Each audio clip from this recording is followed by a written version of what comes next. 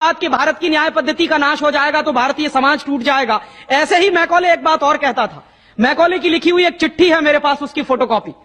London में एक library है, उसका नाम है इंडिया ऑफिस लाइब्रेरी, वहां से मैंने निकलवाई है। इंडिया ऑफिस लाइब्रेरी में से ऐसे कुछ 50,000 से ज्यादा डॉक्यूमेंट्स मैं निकाल के लाया और वहां के कई लोगों की मदद से हमने वो निकलवाए हैं। तो उनमें एक चिट्ठी है मैकॉले की, वो उसके अपने पिताजी को उसने लिखी है।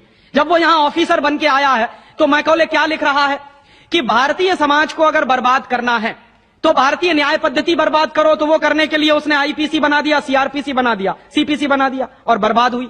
दूसरी बात वो कहता था कि भारतीय समाज को बर्बाद करना है तो भारतीय शिक्षण पद्धति का नाश करो। तो मैकॉले कहा करता था कि जो भारतीय शिक्षण पद्धति है, वो खुद मानता था इस बात को, यह दुनिया की सबसे ज्यादा विकसित और सबसे अच्छी पद्धति। क्या होता था, यहां गुरुकुल चलते थे, गुरुकुलों में विद्यार्थी पढ़ते थे और विद्यार्थी 20 साल तक, 25 साल तक ब्रह्मचर्य का पालन करते हुए शिक्षा ग्रहण करते थे, संस्कार मिलते थे और वो संस्कार लेकर समाज में जाते थे।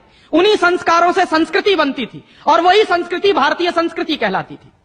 ऋषि थे, मुनि थे, बड़े बड़े ज्ञानी थे, महात्मा थे, वो गुरुकुलों को चलाया करते थे और सारे के सारे गुरुकुल जो चला करते थे उनमें वेदों का अध्ययन, पुराणों का अध्ययन, उपनिषदों का अध्ययन, जो भारतीय ज्ञान है, जो भारतीय मनीषा है, उन्हीं सबका अध्ययन संस्कृत के माध्यम से कराया जाता था।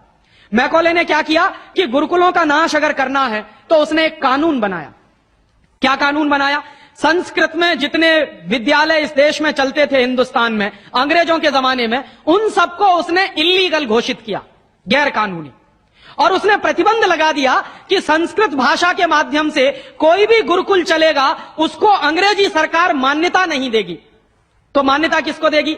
अंग्रेजी के माध्यम से जो कॉन्वेंट स्कूल चलेंगे उनको अंग्रेजी सरकार मान्यता देगी। और उसके लिए बाकायदा उसने कानून बनाया। उस कानून का नाम है इंडियन एजुकेशन एक्ट। और यह इंडियन एजुकेशन एक्ट लागू हुआ 1858 में, आज से लगभग 140 साल पहले। तो 140 साल पहले जो कानून लागू हुआ था अंग्रेजों के जमाने में, वही कानून आज भी चल रहा है। उस कानून के आधार पर मैकॉले ने क्या किया? संस्कृत के माध्यम से चलने वाले गुरुकुलों को बर्बाद कर दिया, कानून बना के उनको बंद करा दिया। जो उनमें अध्यापक होते थे, गुरु होते थे, उनको मार पीट कर अंग्रेजी सरकार जेल में बंद करती थी। जो विद्यार्थी अध्ययन के लिए जाते थे उनको रोक दिया जाता था, उनका अध्ययन ना होने पाए उसके लिए समस्याएं खड़ी की जाती थी। और दूसरी तरफ कॉन्वेंट स्कूल चालू कर दिए और उसमें अंग्रेजी के माध्यम से शिक्षण देना शुरू किया।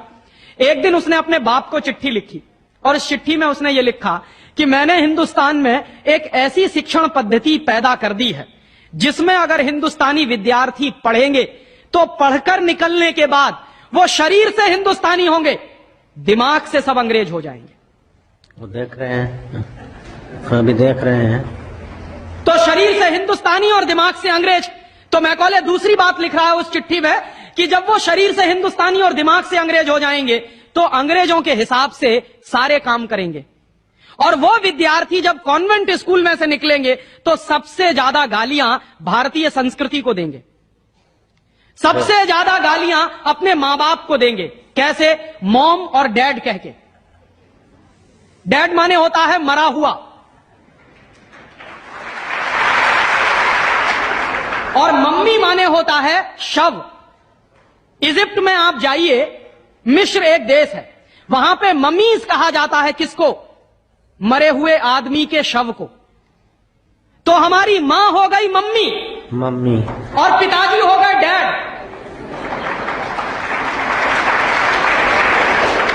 आया कहां से ये? मैकॉले ने डाल दिया हमारे दिमाग में। और मैं ये कहता हूं कि मैकॉले तो मर गया, उसका बाप भी मर गया, सब मर गए, भगवान उनकी आत्मा को शांति दे, लेकिन उसकी जो आत्मा है वो हम सब में प्रवेश कर गई है।